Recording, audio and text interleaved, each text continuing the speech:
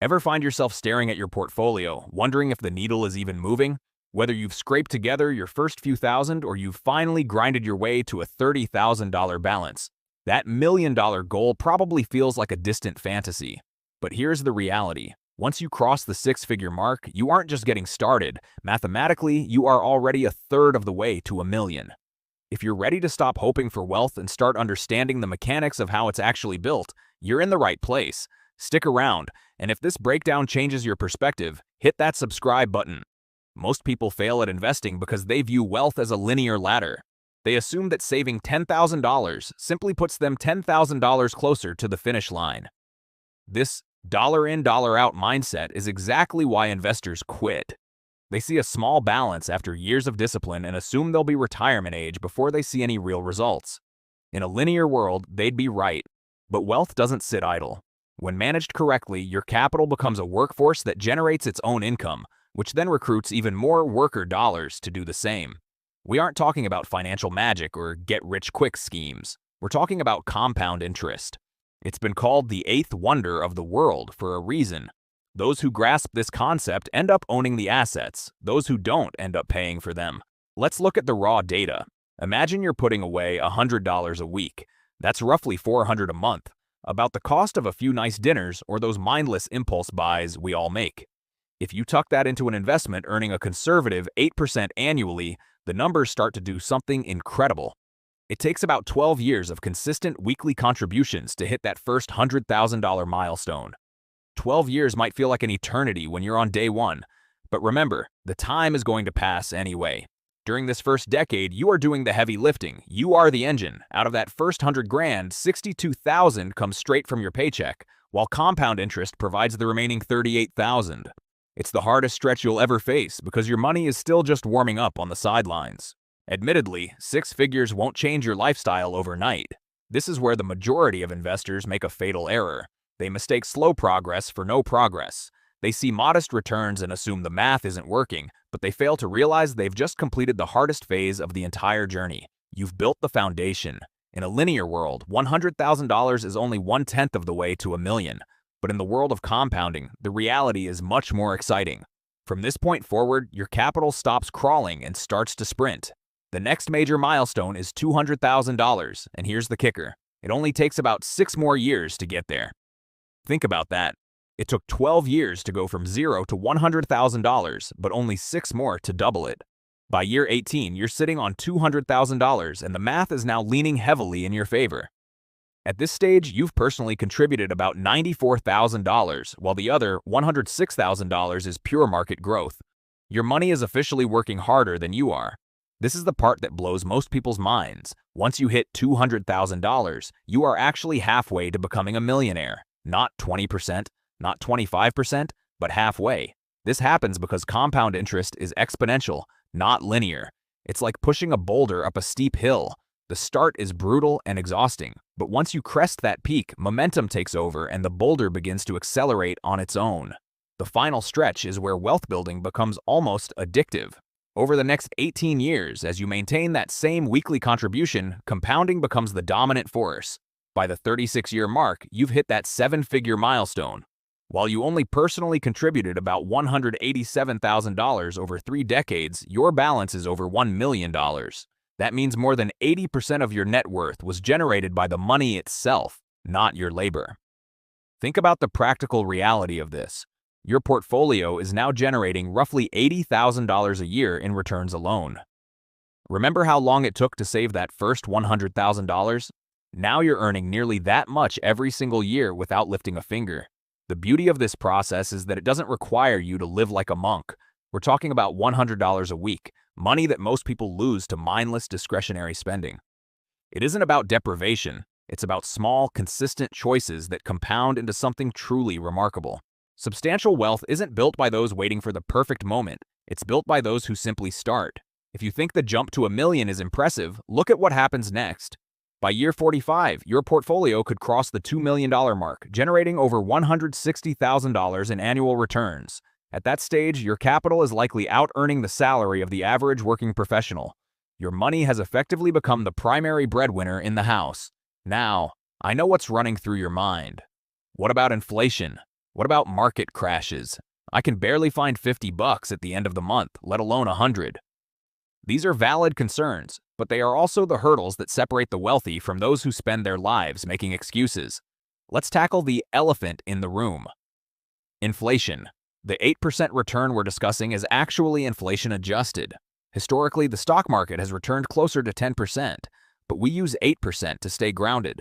Nobody wants to base their retirement on best-case scenarios and end up struggling in their golden years. As for market crashes, yes, they are inevitable. Your balance will drop, and sometimes it will be painful. But for the long-term investor, a downturn is actually a gift.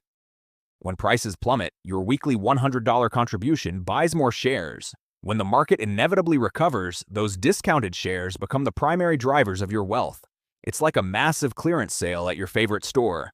Successful investors understand that temporary market volatility is the price of admission for long-term gains. Those who panic and sell are essentially locking in their losses.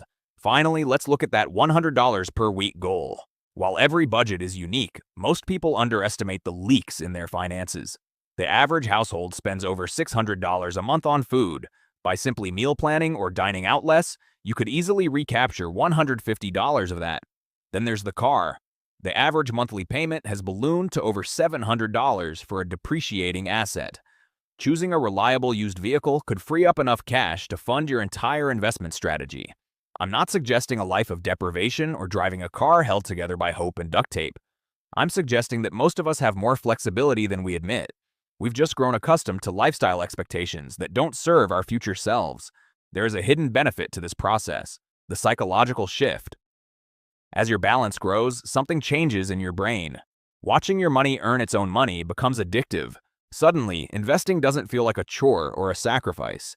It becomes a game you're actually winning. When you start seeing your money grow significantly every month without any extra effort on your part, your perspective shifts.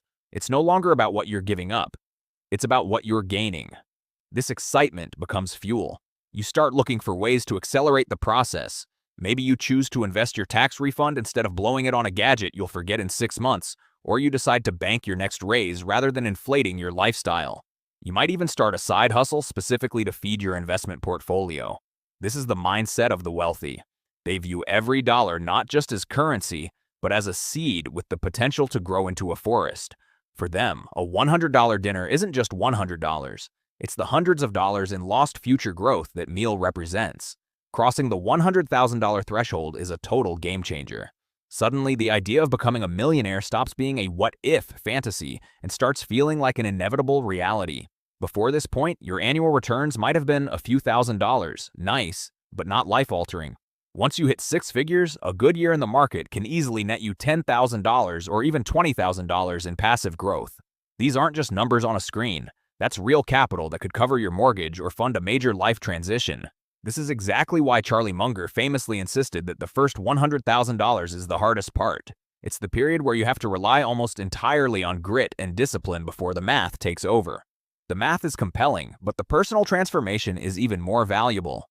Reaching that first $100,000 proves you've mastered the essential traits of wealth: the ability to delay gratification, the stomach to handle market volatility, and the focus to prioritize long-term goals over temporary impulses. These habits are your most important assets as the stakes get higher and your balance grows. Beyond the balance itself, having substantial capital creates a freedom fund that provides options you simply don't have when you're living paycheck to paycheck. It gives you the power to take calculated risks. Maybe it's a high-upside job offer at a startup that pays in equity, or the ability to jump on a prime real estate deal because you actually have the down payment ready. You can afford to bet on yourself because you have a financial floor to stand on. The beautiful irony is that the same discipline required to reach $100,000 makes the road to $1 million significantly easier. You've already done the hard work of building the engine. Now, you just have to let it run. And as your career progresses and your income rises, you aren't stuck at that initial contribution level. When the person who mastered the $100 a week habit starts increasing their stake, the results move from remarkable to truly extraordinary.